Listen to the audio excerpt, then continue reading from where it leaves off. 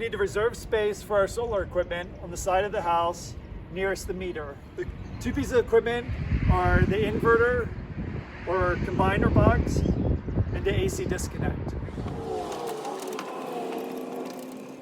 So we're up on the roof of a Habitat duplex.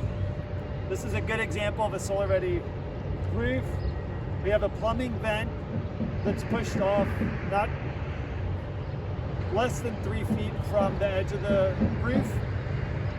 We have a large area for the array, which will allow the installation to be simpler, cheaper, and it looks better. Wow.